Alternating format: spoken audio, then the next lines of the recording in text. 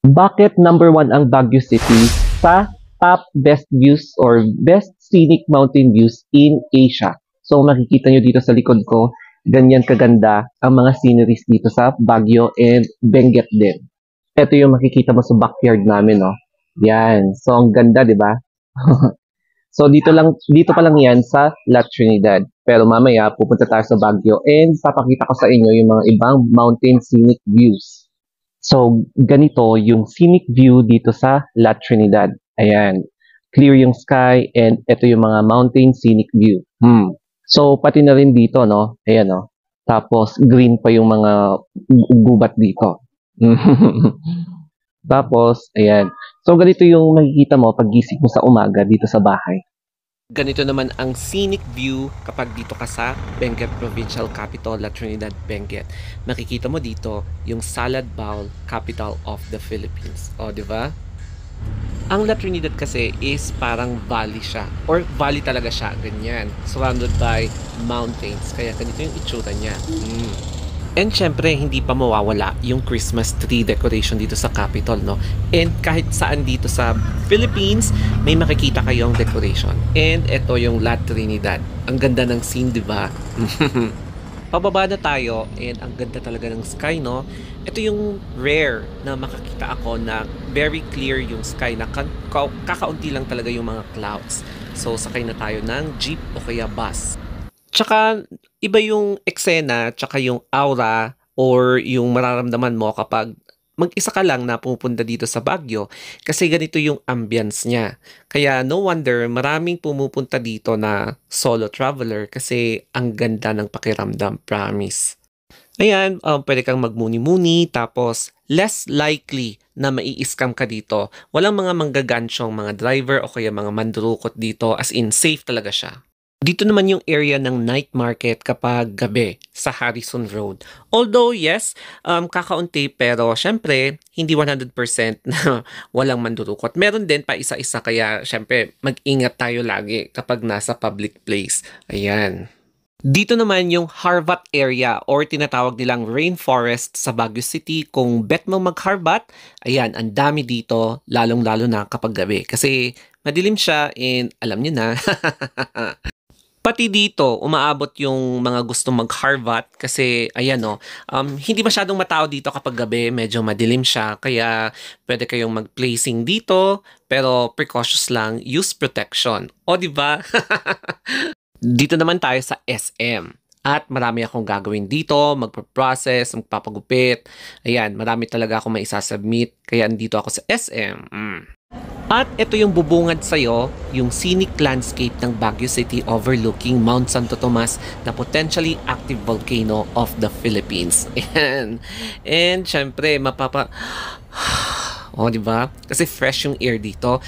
Walang aircon. So, free yung aircon and ang ganda as in. Ang ganda ng sky, napaka-clear. Ngayon lang ako nakaka-experience ng ganito. Kasi usually gloomy o kaya maulan kapag hapon.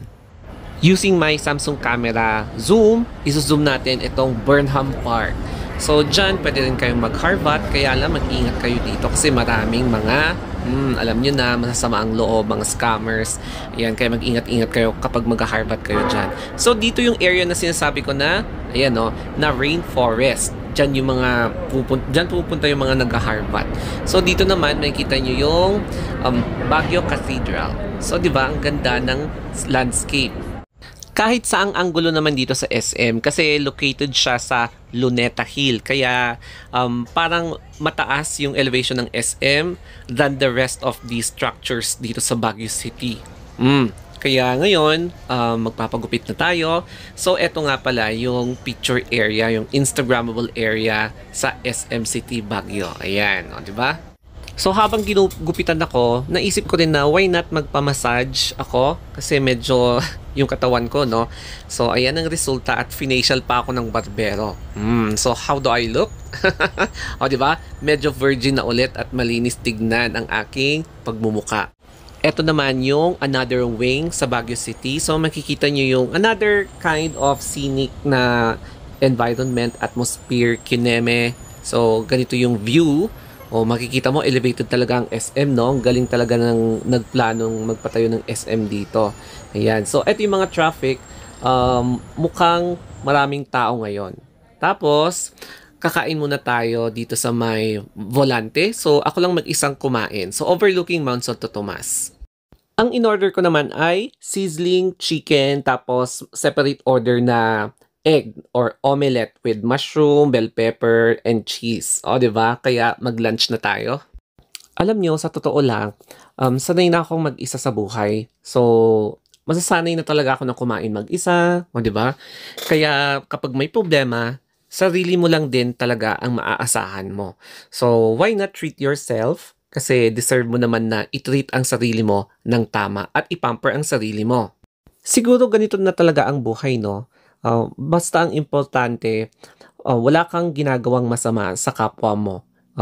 Kahit na ginagawan kanila ng kwento, kahit na sinisiraan kanila, basta ang importante, nagdudulot ka ng kabutihan sa family mo, ganon, kahit na iba yung tingin nila sa'yo, or negative yung perception nila sa'yo, or lalayuan kanila, edi layuan mo rin sila, di ba?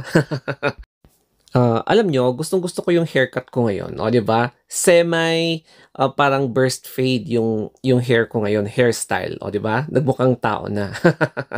And nakapila na ako dito. So, mukhang maraming tao ngayon. Marami naman talagang tao ngayon eh. Nag-aabang kami ng taxi ngayon kasi pauwi na ako sa bahay sa Trinidad. So, ganito, lagi, iba't ibang corners ng scenes na makikita mo kapag magta-travel ka dito sa Baguio. That's why marami ang parang napapawaw kasi sa mga natural scenic areas ng Baguio. So parang nasa ibang bansa ka. And here sa Session Road naman, ganito yung ambience. So ang ganda, no? Ito yung Portavaga Mall. Yung nag-iisang mall dito sa Session Road. Ayan, Portavaga. And Puso ng Baguio Building. Ayan siya. Yung iconic yung design niya, no? Ito naman yung Malcolm Square. So it is a small park. And buti na lang, nagkaroon na ng leaves itong mga puno, no? So, ang dami nagtatambay dyan, daming nakikipag-eyeball, and magka-harbat. At saka, mababait ang mga taxi drivers dito. Hindi sila namimili, hindi sila nagpapatong ng malaki, at wala silang price list na pagkamahal-mahal. Tapos, dito naman sa Magsaysay Avenue, ganito yung scenic view. Ayan, no? So, ayan. Ang ganda, no? So, every scene talaga, it's breathtaking dito sa Baguio City. Umabot na tayo dito sa flyover and it means malapit na tayo sa La Trinidad Benguet. So dito madadaanan natin yung another scenic na area, bagong tourist spot, etong Stobosa. Bale, ito yung parang in-inspired sa favela ng Brazil. So pininturahan siya, ayan no, Instagrammable at maraming turista na pumupunta dito para magpa-picture. So ayan siya. Ganda, di ba? Basta kapag nakikikooperate lahat, except itong naka-blue na bahay na may tatak Mitsubishi kasi. Pero peace ha. So ayan, may mga napinturahan. I think yung mga hindi napinturahan, ayaw nila na mapinturahan yung bahay nila. Correct me if I'm wrong ha. Bigote check.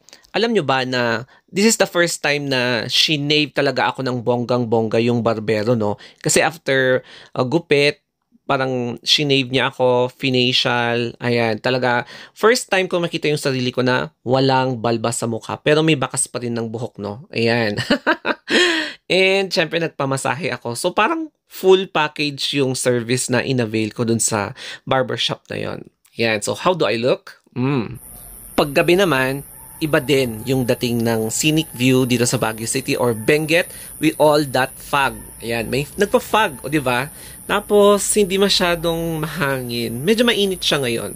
So, ayan ang itsura dito paggabi. Kaya ngayon, it's about time para mag-rest na. So, sana nagustuhan nyo itong vlog ko kung bakit Baguio City has the most scenic na mountain view, mga ganon. In Asia yan ha. So, nagpapasalamat kami kasi na-recognize ang Baguio City. Okay? So, that's it. Thank you very much and good night.